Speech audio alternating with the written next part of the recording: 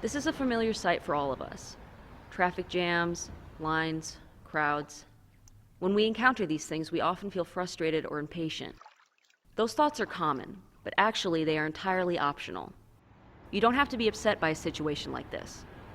No matter how annoying it seems, you can change your opinion of it and overcome the negative feelings in your head.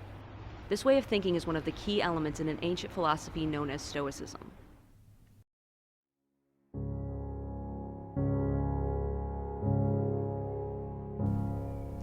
Stoicism says that the thing that we do best is think, and that thinking is how we should approach the world, make sense out of the way the world really is, and then figure out how best to live within the world.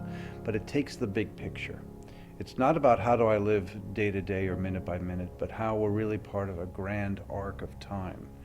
And that in that grand arc of time, the little stuff really doesn't matter.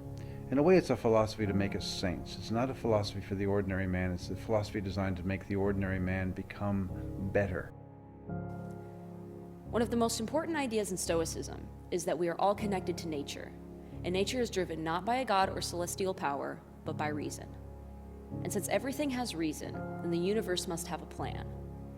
To the Stoics, this means that anything and everything that happens to you was meant to happen, and it's a part of your fate. So therefore, even if an event is unfortunate, it's still meant to be, so you should try and make the best of it. The problem is that if you read a little history, what you see is me, narcissism. That's what the history of the world really is. And all of the ego and all of the grabbing and all of the greed that simply wrecks the world and is wrecking our world economy right now is really about ego going mad. And a Stoic says, get a life, will you? Recognize that, my God, it doesn't matter whether you die rich or poor. What matters is how you live the moment and finding peace and happiness in the moment. And that to say that, what's that old saying, whoever dies with the biggest toys wins? That's what wrecks the universe. That's what wrecks us. Probably the biggest goal for a Stoic person was to learn how to live life free from all external things. This means that you should only focus on what is directly under your control, such as opinions and goals. Material goods and reputations, for example, are things that can change based on outside influence.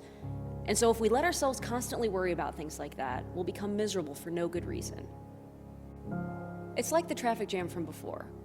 You can choose to be angry at that situation, or you can just do your best to get to your destination as soon as possible, and not stress out over it. After all, you can't really do anything to make those other cars move faster, right? To a Stoic, pain and pleasure are the same. One is not good and the other is not evil. These things are external from our minds. They're not connected to our thoughts. And if we train our minds to use reason, we can learn to be freed from them. Many people spend their whole lives trying to pursue pleasure and avoid pain. But is there more to life? There's got to be something else worth living for. But it's hard to find that something if you're always being blinded by emotional pressure and temptations.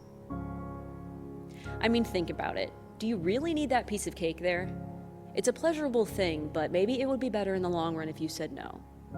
You'd save your money, and also, it would be healthier. And what about pulling that all-nighter? It really sucks to do that, and you could give into your body and go to sleep. But you know that if you stay up and work, that you'll be able to finish. So isn't it worth the struggle? Those kinds of things are how a Stoic would view the world. They do what is best for the situation, regardless of what kind of temptations there are. You know that movie you saw when you were a kid? We all saw when we were kids, The Lion King. And they sing about the circle of life. And we're all supposed to be, oh great, the circle of life, the circle of life.